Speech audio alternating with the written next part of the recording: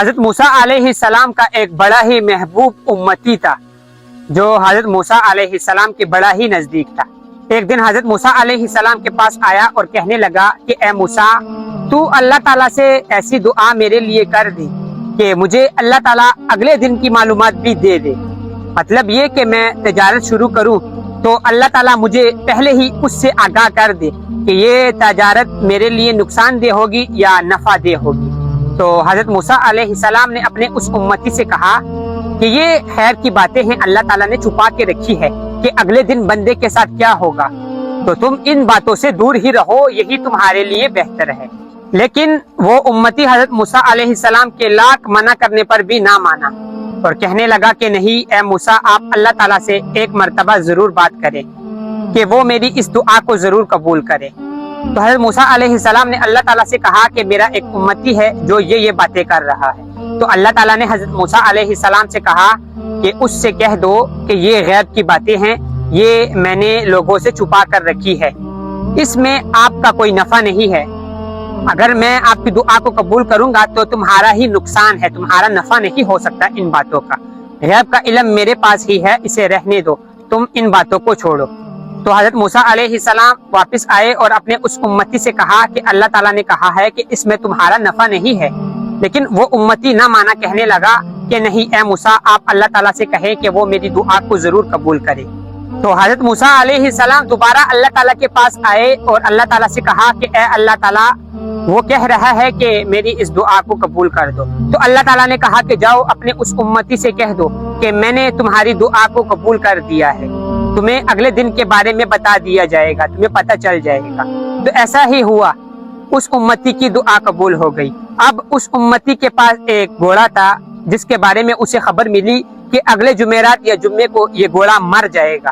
تو وہ جلدی گیا اور اس گھوڑے کو بیچ آیا اور پیسے کما آیا، اور پھر حضرت موسیٰ علیہ السلام سے کہنے لگا کہ اے موسیٰ، دیکھو تم نے تو کہا تھا کہ اس میں نفع نہیں ہے، دیکھو مجھے جیسے ہی پتہ چلا کہ میرا گھوڑا مرنے والا ہے تو میں نے اسے بازار میں بیچ دیا، اور یہ دیکھو کتنے خوبصورت نوٹ میں نے کما لیے ہیں۔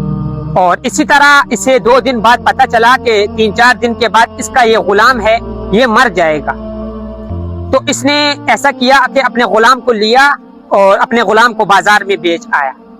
اگلے دن پھر آیا، حضرت موسیٰ علیہ السلام سے ملا اور کہنے لگا کہ اے موسیٰ، آپ تو کہہ رہے تھے کہ اس میں تمہارا نفع نہیں ہے، یہ دیکھو میرا تو نفع ہی نفع ہو رہا ہے۔ اگر مجھے پتہ نہ چلتا تو میں اپنے گھوڑے کو نہ بیچتا، مجھے نقصان ہو جاتا، میں اپنے غلام کو نہ بیچتا، میرا نقصان ہو جاتا۔ اب یہ غلام، یہ گھوڑا جس کا مرتا ہے مرے، میں نے تو پیسے کما لیے۔ حضرت موسیٰ علیہ السلام بھی بڑے حیران ہوئے کہ ہاں اس کی بات تو سچی ہے، اللہ تعالیٰ تو فرما رہے تھے کہ اس میں اس کا نفع نہیں ہے، اس کا تو نفع ہی نفع ہو رہا ہے۔ ہائے اللہ اکبر! اب آیا نا اون پہاڑ کے نیچے۔ اب اس شخص کو پتہ چلا کہ آنے والے جمعے کے دن یا جمعرات کے دن اب یہ خود مر جائے گا۔ اب آیا حضرت موسیٰ علیہ السلام کے پاس اور رونے لگا، زارو کتار رونے لگا، کہنے لگا کہ اے موسیٰ، مجھے پتہ چلا ہے کہ اگلے آنے والے جمعے میں خود مر جاؤں گا۔ تو حضرت موسیٰ علیہ السلام مسکرائے اور کہنے لگے کہ جاؤ اب خود کو بیچ دو بازار میں، اب تمہیں کیا ہوا ہے، اب کیوں رو رہے ہو؟ تو وہ کہنے لگا کہ اے موسیٰ، آپ اللہ تعالیٰ سے کچھ کہیے۔ تو حضرت موسیٰ علیہ السلام اللہ تعالیٰ سے ملے اور اللہ تعالیٰ سے کہا کہ اے اللہ پاک، یہ شخص ایسا کہہ رہا ہے۔ تو اللہ تعالیٰ نے کہا کہ ہاں یہ صحیح کہہ رہا ہے، آنے والے دنوں میں یہ خود مر جائے گا۔ تو اللہ تعالیٰ نے حضرت موسیٰ علیہ السلام سے کہا کہ میں نے اسے پہلے ہی کہہ دیا تھا کہ اس میں اس کا نفع نہیں ہے۔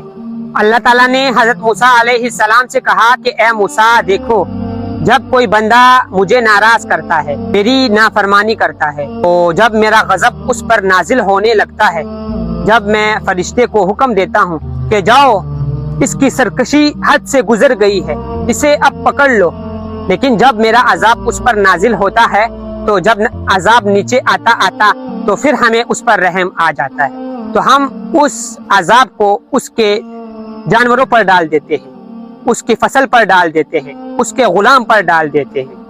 تو یہی مقصد ہے کہ اس نے اپنا جانور بیچ دیا، ہمیں جب اس پر غصہ آیا تو اس نے جانور بیچ دیا، اس نے اپنا غلام بیچ دیا، اس نے صدقے کے لیے کوئی چیز ہی نہیں رکھی، تو اب اس کی خود اپنی بلی چڑھے گی، اب یہ آنے والے دنوں میں خود فوت ہو جائے گا۔ تو پیارے دوستو، جو بھی ہمارا نقصان ہوتا ہے نفع ہوتا ہے وہ ہمیشہ فائدے کے لیے ہی ہوتا ہے۔ تو اس ویڈیو سے ہمیں ایک سبق یہ بھی ملتا ہے کہ جب بھی ہمارے اوپر کوئی بڑے سے بڑا نقصان آئے، مصیبت آئے، تو ہمیں اسے صبر کے ساتھ اللہ تعالیٰ کا شکر ادا کرنا چاہیے، اس نقصان پر صبر کرنا چاہیے۔ کیا پتا اگر ہمارا وہ نقصان نہ ہوتا اور اللہ تعالیٰ ہمیں مار دیتے اور ہمیں توبہ کی توفیق نہ دیتے تو پھر کیا ہوتا؟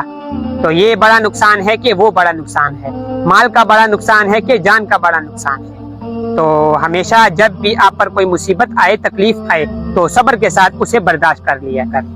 جزاک اللہ۔